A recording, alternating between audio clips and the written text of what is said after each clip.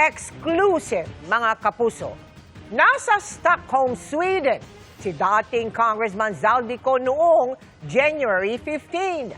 Base sa petisyong inihain ng kanyang kampo sa Korte Suprema.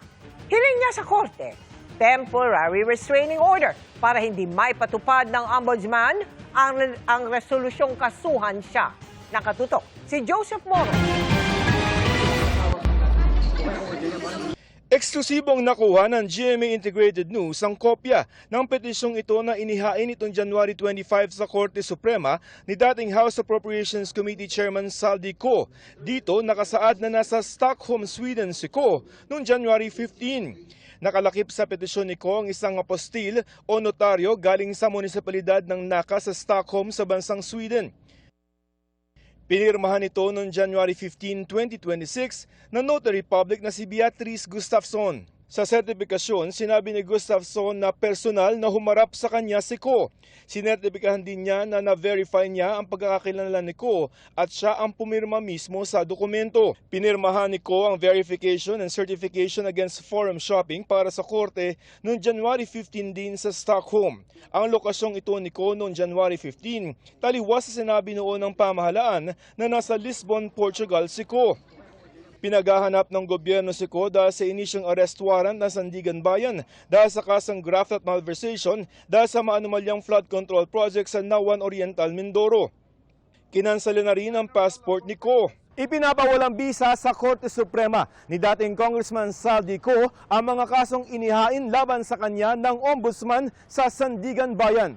Pirmado ng mga abogado ni Ko ang petisyong inihain sa Korte Suprema. Nakita rin namin ang patunay na naihain ito noong January 25. Gusto ni Ko na maglabas ng temporary restraining order ang Korte Suprema para hindi maipatupad ni Ombudsman Jesus Crispin Remulla ang resolusyon nitong nagkakaso kay Ko. Gusto rin ni Ko na pigilan ang paglilitis ng mga kaso laban sa kanya sa Sandigan Bayan. Hiniling din niya na ipawalang bisa, baliktarin at gawing permanente ang injunction laban sa resolusyon ng Ombudsman dahil sa grave abuse of discretion o pag-abuso ng kapangyarihan. Sabi ni Ko sa korte, hindi raw siya nabigyan ng pagkakataon na sumagot sa mga aligasyon. Kung ang basihan daw ng Ombudsman ay ang interim report ng Independent Commission for Infrastructure o ICI, may karapatan daw si Ko na sagutin ang bawat isang pahayag o statement doon.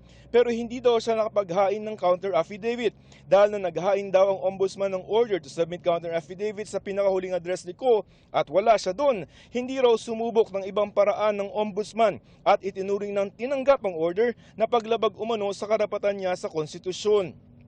Hindi rin daw binigyan ng akses sa mga abogado ni Ko sa kopya ng kaso sa kabila ng ilang beses nitong pagsulat.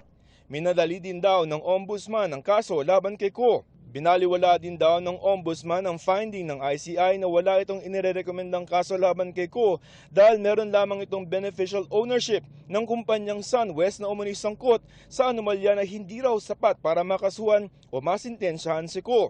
Nanindigan si Ko na walang ebidensya na nagpapakita na sangkot siya sa sabwatan o conspiracy. Hindi rin daw tumakas si Ko dahil umalis siya sa bansa noong July 19, 2025 sa official medical leave. At ang galit daw ng publiko sa flood control scandal ay nagdulot ng banta sa kanyang buhay kaya hindi siya makabalik sa bansa. Hinihingan pa namin ng pahayag ang Ombudsman. Para sa GMA Integrated News, Joseph Morong, nakatutok 24 oras.